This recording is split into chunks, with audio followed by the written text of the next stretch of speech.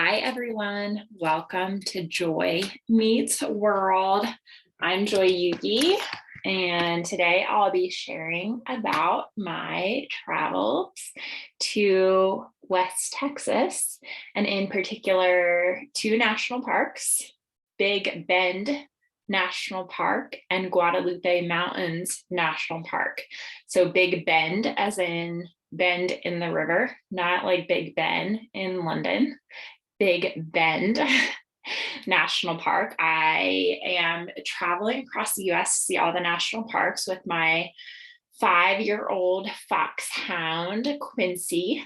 And last week we left Dallas, Texas to travel to West Texas, in particular, a town called Alpine, Texas, which is an hour-ish north of Big Bend National Park.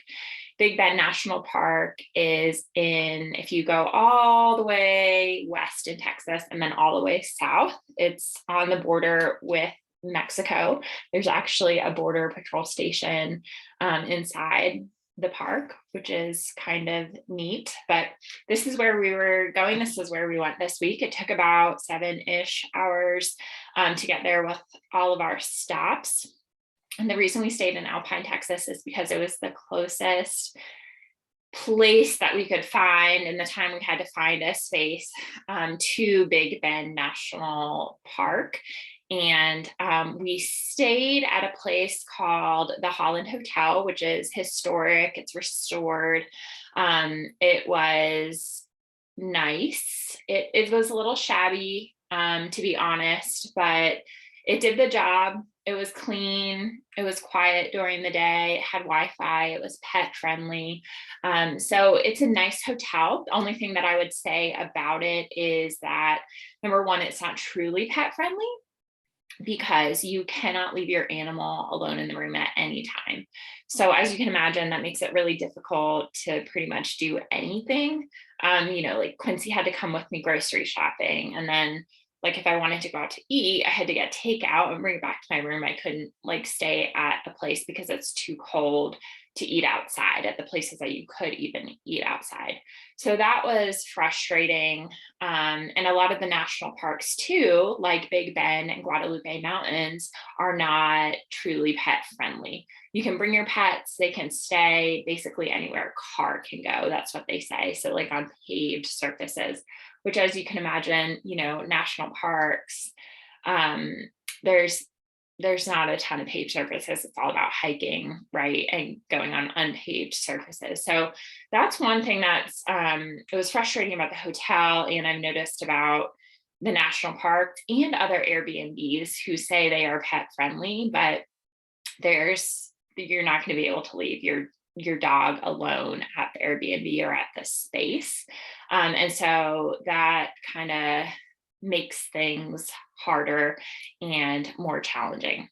Now, Alpine, Texas is named Alpine because it's the Alps of Texas. That's what they say. And there are a lot of mountains surrounding town. They are not mountains like the Rocky Mountains or anything like that. They're definitely smaller mountains, but it is kind of incredible how flat Texas is, but then how the mountains just like start at the edge of the road. It's very hard to explain, but it's hard to process too. Like it's so much flatness, but then all of a sudden there's a mountain. And Alpine was surrounded by mountains. It was kind of, I guess, in a valley. I don't know, it didn't feel like a valley, but there were mountains all around. This town is in the process, I would say parts of it are in the process of revitalization. There's a lot of murals around town, like even in back alleys. I've never seen so many murals in a town. I thought it was really, really cool. A lot of them are historic. So they'll do a mural on a building and it has something to do with the history of that building, the company that was there, the people that originally owned that building. So I thought that was cool. There is a train that runs downtown. I believe it's a passenger train. And I have nothing against trains, except this one was across the street from where I was staying, and it liked to come through between the hours of midnight and 6 a.m. And, trains, when they come through a town, they have to, do their whistle for like a mile before they get there. So it was definitely an interesting experience, but another kind of red flag for staying at the Holland and staying in Alpine. I don't think I would stay there again, just because it was so noisy with the train. I would pick a spot, farther away from the train tracks if I could, or find another place to stay. So from Alpine, it's about an hour drive to Big Bend National Park. So Quincy and I did that one day. It's a really easy drive. It's 2 roads, super flat. The speed limit's like 75 or 80 the whole way there. There's no one on the roads. So it was a great drive. It's beautiful. Really, really loved Big Bend National Park. And I was going to read from you. I have Life magazine did an issue on the national park. So I was just going to read to you about Big Bend National Park. It is named Big Bend because the Rio Grande River, I'm sorry if I'm butchering that, runs through the park. And there's a bend in the river. So that's why it was named it. This massive desert park bordered by the Rio Grande. This massive desert park bordered by the Rio Grande sees relatively few visitors and remains a raw and wild land. Filled with the unusual, it is custom made for adventurers. It was established in 1944. It has 163,000 acres. And then it gets about 464,000 visitors a year. It's lined with mesquite and cottonwood trees and brimming with catfish. The ribbon-like Rio Grande River twists through this part of the Chihuahuan Desert. Despite less than 4 inches of rain annually, sections of Big Bend appear lush. The red flowers of the Ocotillo cactus lure purple-throated Lucifer hummingbirds with their narrow, deep forked tails, and the white flowers blooming from the spiky yucca beckon yucca moths. The land supports a huge array of creatures, from the roadrunner and coyote to collared peccary and tricolor herons. Overnight visitors are advised to beware of scorpions.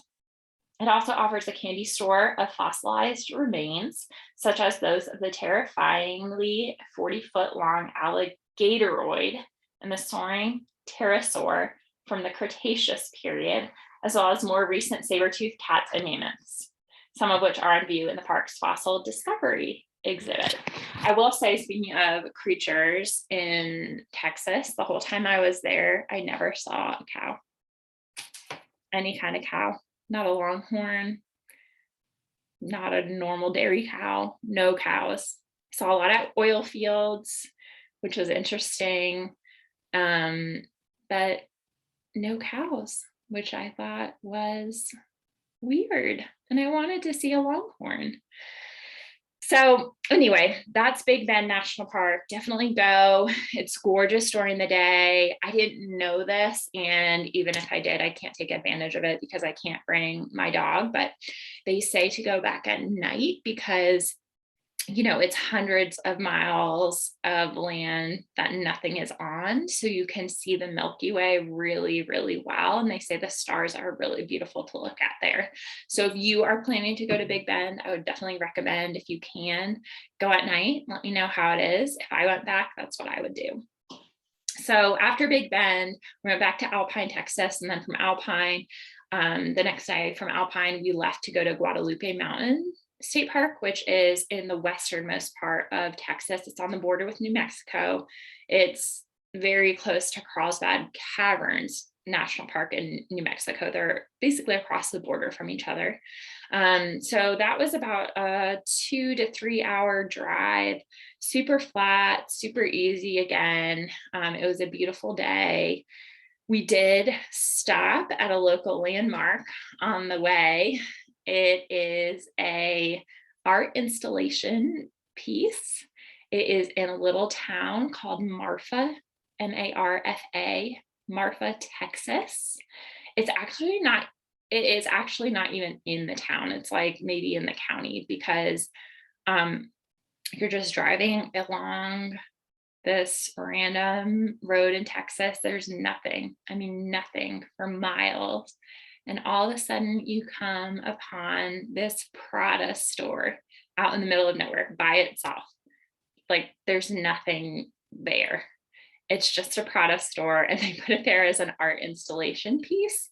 And you can go to my story and check that out when I went to see it. My friend Jennifer Finlayson told me about it. She knew I was doing the national parks. She's actually helping me plan all my Airbnbs, but she told me about it and I went, and it's so funny. I mean, literally you're driving on this random deserted like highway in Texas. There's no one on the roads. And then all of a sudden you get to this Prada store, and there's nothing for miles around it. There's like obviously on both sides, like places where you can pull over, and a lot of people have, and there's a lot of people there. Like there's no one on the roads for miles. And then you pull over at this Prada and there's like a gang of hipsters there taking pictures at this Prada. I don't know where they came from, if they drove miles and miles to do it, but there's like photo shoots going on there, I'm sure every day, all day. I did not do one. I just took a picture of it. I think it's super, super funny. So from the Marfa Prada, then we went to Guadalupe Mountains National Park, and it's in the Guadalupe Mountains chain in Texas, and I think it goes into Mexico too. Super beautiful. Again, not pet friendly. There were a couple of paid trails that Quincy and I did, just because it was a beautiful day. It was low 60s, sunny, dry, just like a perfect day for being outside. The sky in Texas the whole time that I was there was just this baby blue, and it was cloudless. I've never seen a sky like that. I couldn't get enough of it. It was beautiful. There were lots of hikers there. Both the camping parking lot and the visitor center parking lot were full. I don't think they're doing camping right now, I guess because of health and safety. Not that I was going to camp, but I think that's closed if you're planning to do that, but lots and lots of hiking. So that was it for my West Texas trip and the 2 national parks. I think my favorite parts was just, number one, the weather was beautiful. I love this Western weather. I was made for it. It's sunny, it's dry, it's warm. I mean, it's mid-January right now. And that was the weather. It was perfect. And the bluest skies, I can't get over it. The landscape too. I just love that desert landscape. I love how wide open it is. And then like the mountains right there.